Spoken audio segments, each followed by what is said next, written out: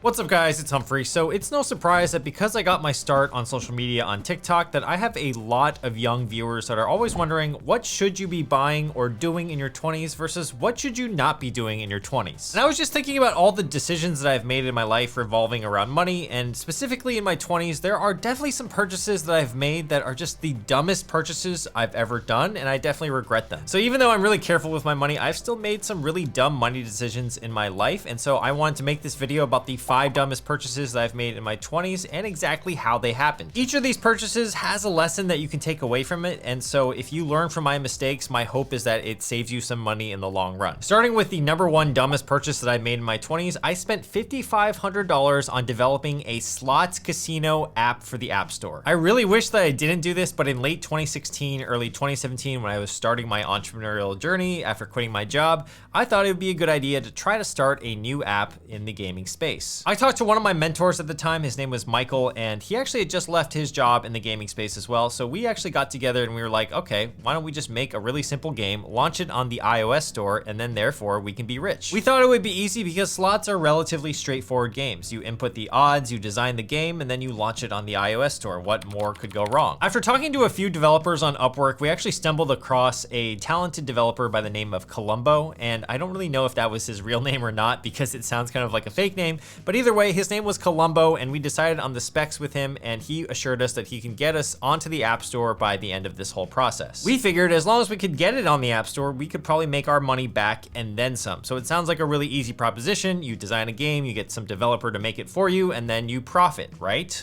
Wrong. What I learned was that it was insanely difficult to even get through the design phase of designing one of these games. Now, to give you some context, I had been working in the video game industry for at least 3 to 4 years professionally, and in addition to that, I had played video games my entire life, even competitively for some of those games. I thought I had a pretty good understanding of how a slot machine worked. I read a lot of theory about them, and I actually understood how the expected value mechanism worked for a slot machine. Did I know how to develop or actually design a game? Absolutely not. But however, I did have Michael, and Michael had worked in the gaming industry for longer than I had, so I figured between the two of us, we could probably figure this out. The design phase ended up being a long and tedious process. I would say it probably took us 4 to 6 months of back and forth with Columbo to get to the place where the game would actually work when we actually pressed the spin button. There were always multiple issues with the game itself. Sometimes buttons didn't work, sometimes the spin mechanism wouldn't work, and sometimes the rewards would just end up in an error screen. The developer always assured us that this was a normal part of the process and that he would fix things as soon as he could, but oftentimes those fixes would take days or even weeks for a seemingly simple task. It was a constant struggle talking to him because English wasn't his first language and he was in a different time zone entirely, so oftentimes our process would take a lot longer. When we were finally ready to move on to the next steps of our development process and try to get it ready for the iOS store, Columbo said that that was beyond his scope. We would actually have to work with his friend named Jason in order to get the game launched on the iOS store, and that kind of came as a surprise to us because he had assured us from the get-go that he could get us onto the iOS store. This is where it got a little bit weird and confusing for me, but since Michael and I had already both sunk $4,500 each into this project, we kind of had this sunk cost fallacy, and we were like, okay, we might as well go with Jason because that's our best bet. At this point, we're about half a year into this project. We have nothing to show for it other than a rudimentary app that we think we're going to be able to get on the App Store, and now we have to switch developers to this guy named Jason,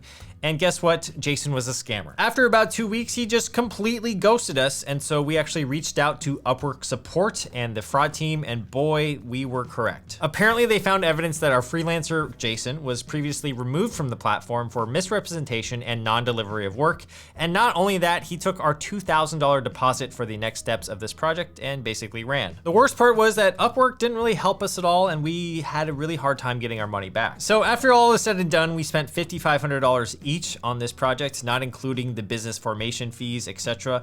And basically we had nothing to show for it. And the funny thing is though, I do think that this was like kind of like a blessing in disguise, because if the game had made it onto the iOS store, I believe that we would have still had way more problems that would have required more money to fix. The lesson I learned here was that if you're gonna take on a new endeavor like this, try to go with vetted referrals, especially when it comes to development, and really make sure that you're gonna be committed to this game or this app or whatever you're trying to make if you really wanna do it. If you feel like someone is not being forthright or or you feel like something is off, always trust your intuition and always ask a bunch of questions. I had weird vibes working with Columbo that entire time, but when he asked us to work with his friend Jason, that's when I should have known. It doesn't matter, at the end of the day, Michael ended up getting another job, so we probably wouldn't have worked on that project too seriously anyways, but still, that was a really big learning lesson. Now, my next dumb purchase in my 20s wasn't a single item, but it's actually a whole category of items in which I would spend money on hobbies that I would get excited about, but I wasn't actually fully committed to. Like, I would see something on TV and get infatuated with the idea of becoming a chef, a private pilot, or just even a photographer. Then I would go out and buy some sort of item related to that hobby because I thought that would spark some inspiration within me, and then that financial burden that I had taken by buying that item would make me want to do that hobby. For example, I bought a $250 clarinet. It arrived at my house and I promptly did not touch it for about 3 years. I never even took it out of the packaging, and after about 3 years, I think I just sold it on Facebook Marketplace for like $80, and so I took the L on that. When it came to being a chef, I bought a Japanese chef's knife as well as a few fancy cookbooks, and guess what, guys? I still don't cook to this day, so you can say that probably failed as well. When it came to photography, I bought an $800 Sony camera. At least I bought it secondhand and didn't pay the full retail price,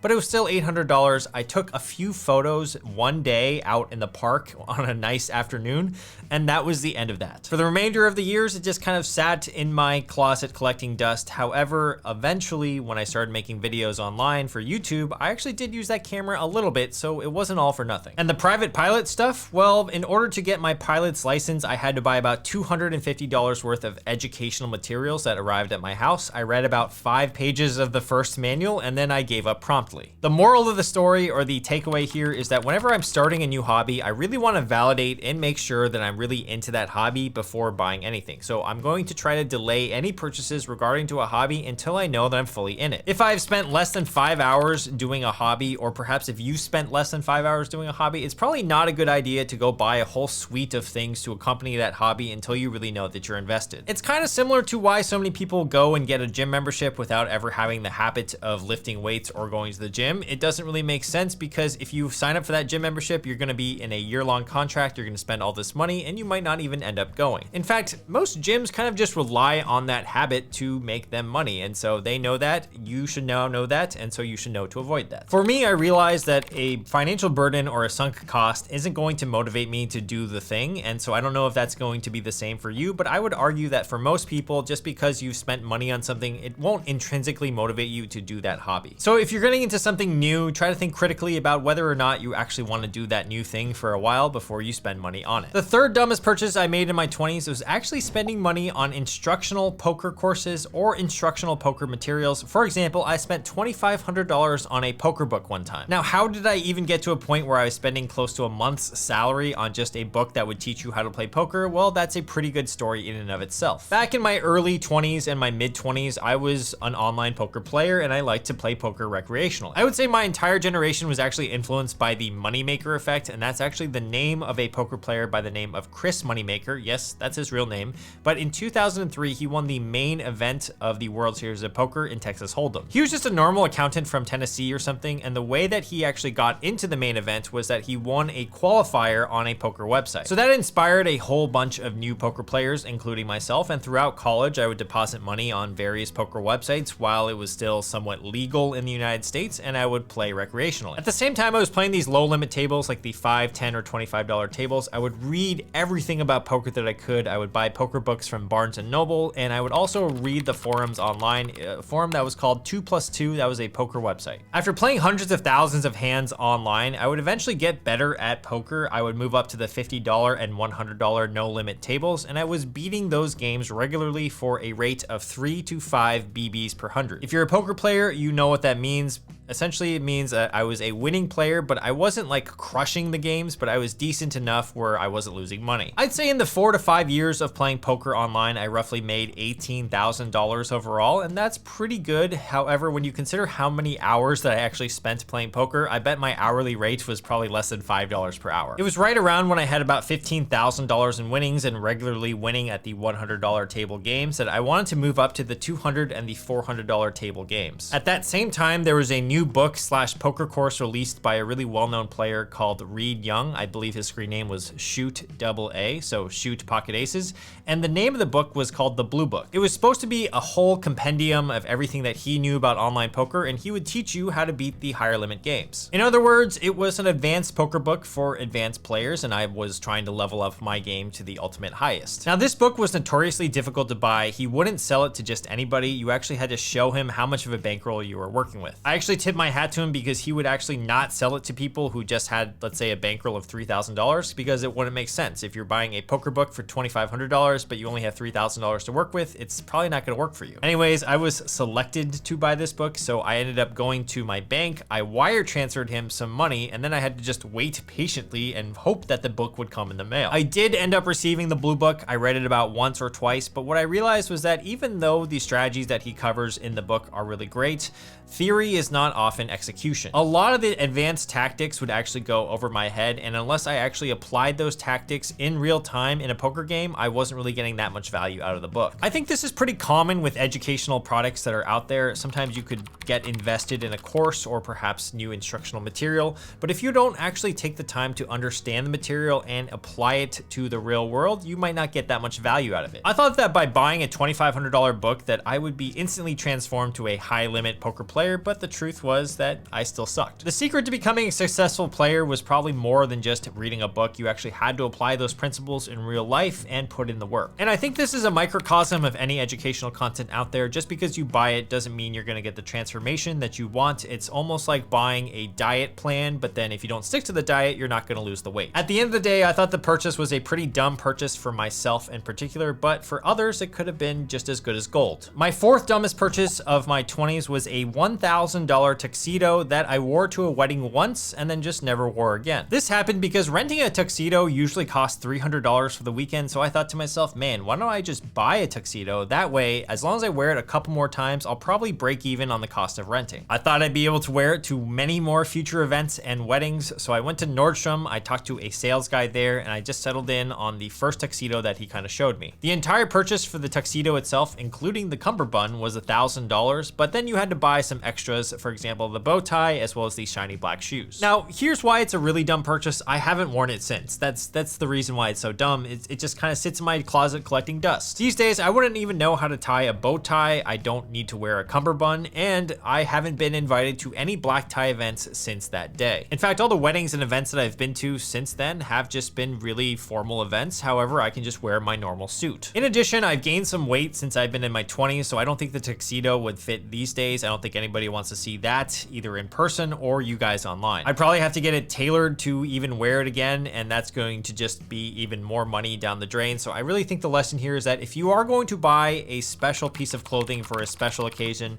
really think about if you're gonna wear it in the future, because if not, it might be worth getting something a lot cheaper and just getting it tailored instead. I find that when it comes to clothing, as long as it fits well, so if you get it tailored, properly tailored, then you don't really have to worry about where it comes from or if it's designer or not. The fifth dumbest purchase that I made in my 20s were Airbnbs when I went on a solo vacation to Europe in 2016. So to give you some backstory here, I went to Europe for 3 weeks from October 2016 to November 2017, and I thought instead of staying in a hotel or a hostel, I'm just going to book an entire Airbnb for myself. I thought it was a good idea because I'd be a lot happier having my own space and my own room, and then I could work out in the room by doing my in-room workouts. This was also a time when Airbnbs were still pretty cool to book, like it didn't have a bad reputation yet, and so I booked 5 Airbnbs across 5 different cities in Europe. That would be London, Paris, Zurich, Munich, and Vienna. The truth is though, is that once I got to these Airbnbs, I felt incredibly isolated as well as a little bit depressed because there weren't that many people to hang out with. It was just me. Even if I were at a hotel, for example, at least I could go downstairs to the hotel lobby, maybe sit by the bar and maybe meet some other travelers. So instead, most of my vacation was just spent alone walking the streets of whatever city I was in and just looking forward to the next meal. I didn't meet any new travelers while I was traveling alone, and so a lot of it was just me, myself, and I, and therefore I don't think I had the best time that I could have. I think naturally I'm a pretty social person. I derive a lot of fulfillment from the connections that I have in person, and so I think What a better idea would be to stay at a hotel that was close to a hostel, or even just stay at the hostel itself. That way there would be some instant travelers and instant friends that I would get to know, and maybe we could do some group activities together. When you're traveling alone, I think increasing your exposure to opportunities to meet new people is really key, and I just didn't do that because I booked Airbnbs. All in all, I think I spent around $3,000 to $3,500 on these Airbnbs across 15 different nights in Europe. Not too bad, but considering I could have just stayed at a hostel for a lot cheaper and been a lot more social, I probably wish I had done that. I've never been really good at taking vacation by myself, and that was definitely a good lesson for me to learn, and also a very dumb purchase in my 20s. I'm definitely not proud of some of these purchases, and I think that a lot of them could have been avoided as long as I did a little bit more planning or had some extra foresight around them. I just hope that you can learn from my mistakes and not make the same mistakes I did. Hopefully this saves you a lot of money in your own life. Let me know if any of these resonated with you guys in the comments, and also let me know what your dumbest purchases have been in your life. I would love to hear about them. Check out my next video right here on some of the best purchases that you can make in your 20s. I think you would really like that video if you liked this video. All right, guys, I will see you guys in that video or a future video on this channel. Make sure to subscribe, and I will see you later. Peace.